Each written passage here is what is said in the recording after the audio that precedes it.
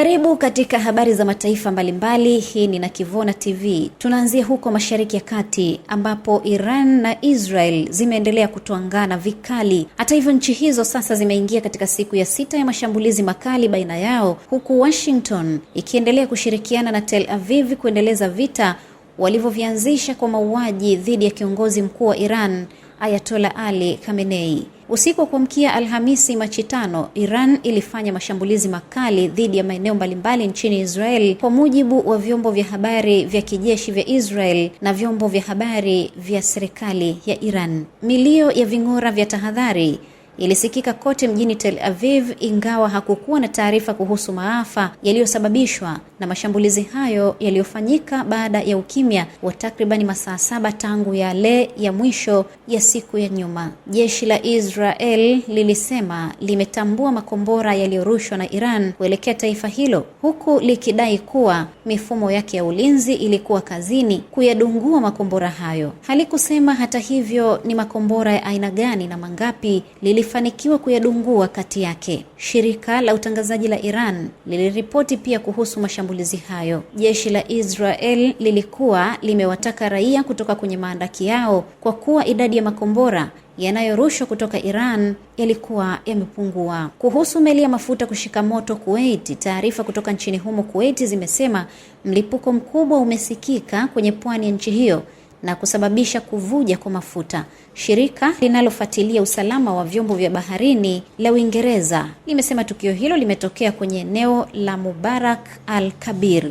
Mlipuko huo unatajwa kutokea kwenye meli moja ya mafuta, ingawa haikutajwa sababu ya mlipuko huo. Shirika hilo liliandika kwenye ukurasa wake wa X ya kwamba kuna hatari kimazingira kutokana na mafuta yanayovuja kutoka kwenye meli hiyo. Haijulikani mara moja ni nani aliyeshambulia meli hiyo, lakini tangu mashambulizi ya Marekani na Israel yalipoanza dhidi yake, Iran imeapa kusababisha hasara kubwa kwenye hatua yake ya kulipiza kisasi ya uchokozi huo. Taifa hilo la Kiislamu kwenye Ghuba ya Uajemi limekuwa likirusha makombora dhidi ya maeneo mbalimbali ya eneo hilo, likiyalenga maslahi ya Marekani na washirika wake. Kikosi maalum cha walinzi wa mapinduzi kilitangaza siku ya Jumatano ya kwamba kimeufunga mlango bahari wa Hormuz, njia muhimu ambao 20% ya mafuta yote duniani upita hapo. Kuhusu mashambulizi ya Iraki na Lebanon, Irani pia ilishambulia ndani ya jimbo la Kurdistan kaskazini mwa Iraki, wakati kukiwa na ripoti kwamba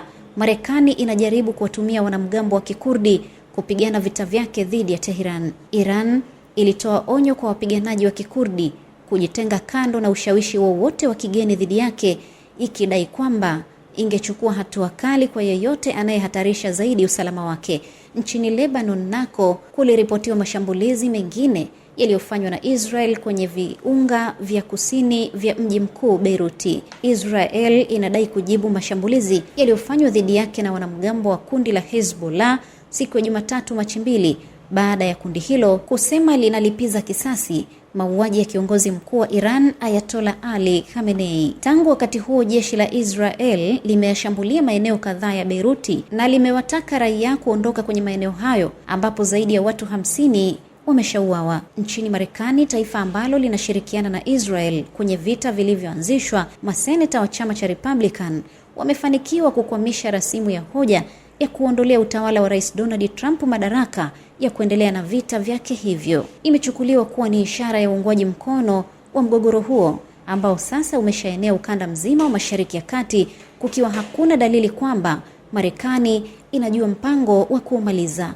Rasimu hiyo inayofahamika kama azimio la madaraka ya vita ilishindwa kupita kwa kura 47 dhidi ya 53 za walioipinga. Kwa kiasi kikubwa kura hiyo ilipigwa kwa misingi ya kivyama, ingawa seneta wa Republican kutoka jimbo la Kentucky Rand Paul aliungana na wenzake wa Demokrati kuiunga mkono, huku yule wa Demokrati kutoka Pennsylvania akiipinga. Wakati huo huo, rais wa Uturuki Recep Tayyip Erdogan amesema kuwa Uturuki inafanya kila linalowezekana kulinda mipaka na anga zake, huku mgogoro katika kanda ukiendelea.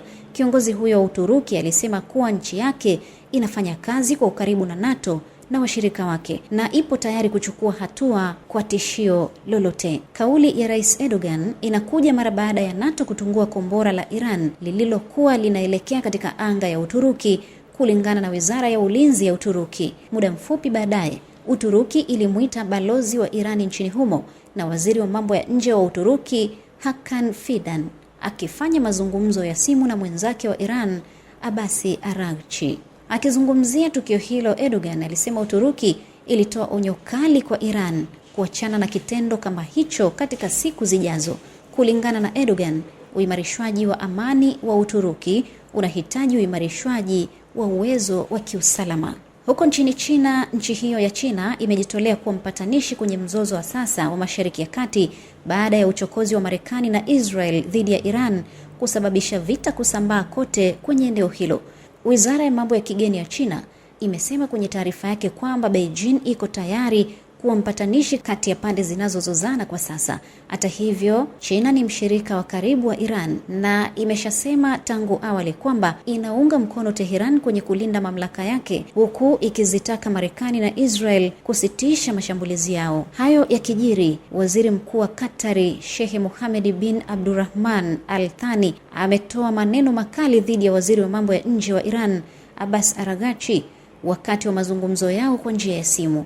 Al Thani amemwambia Araghchi kuwa Tehran inajaribu kuingiza majirani zake vitani. Iran imekuwa ikishambulia maslahi na vituo vya Marekani kwenye mataifa ya Ghuba tangu Marekani na Israel zilipoanzisha mashambulizi dhidi yake mwishoni mwa wiki iliyopita. Huko nchini Urusi, nchi hiyo ya Urusi imeishutumu Ukraine kwa kuizamisha meli yake ya mafuta kwenye pwani ya Libya ikitumia droni za majini. Mamlaka za bandari za Libya zilisema meli hiyo ya mizigo ya Urusi Arctic Metagaz ilishika moto na kuzama baada ya milipuko ya ghafla kaskazini mwa bandari ya Sirte. Moscow ilisema meli hiyo ya mafuta iliyokuwa imebeba gesi asilia ilishambuliwa na droni za Ukraine kutoka pwani ya Libya, ikiyaita mashambulizi hayo kuwa ni kitendo cha ugaidi wa kimataifa na uharamia wa baharini. Taarifa zinasema mabaharia wote 30 waliokolewa.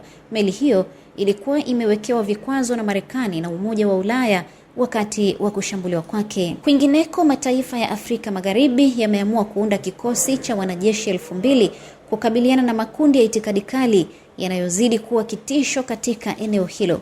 Afisa mmoja mkuu wa jeshi la Nigeria aliliambia shirika la habari la AFP kwamba maamuzi kuhusu kikosi hicho kipya yalifanywa kwenye mkutano wa wakuu wa kijeshi wa Jumuiya ya Kiuchumi ya Mataifa ya Afrika Magharibi ECOWAS nchini Sierra Leone uliomalizika Machi mosi. Afisa huyo alisema nchi kadhaa zilizoshiriki zilitangaza idadi ya wanajeshi zitakazochangia kikosi cha wanajeshi hao 2000 ambao watakuwa tayari kukabiliana na ugaidi na ukosefu wa usalama kote Afrika Magharibi. Chanzo kingine cha karibu na mazungumzo hayo kilisema wakuu wa majeshi walielezea hali ya wasiwasi ya usalama katika eneo hilo. Hata hivyo, ECOWAS bado haijatoa tamko rasmi. Na huko Nepal, vituo vya kura vimefunguliwa nchini Nepal asubuhi ya leo kwa ajili ya uchaguzi wa kwanza tangu mapinduzi yaliyoongozwa na vijana kuiondoa serikali madarakani mwaka jana. Vyombo vya usalama vimesambazwa mitaani kulingana na doria na vituo vya kupigia kura kote kwenye taifa hilo lenye raia milioni 30 katika milima ya Himalaya.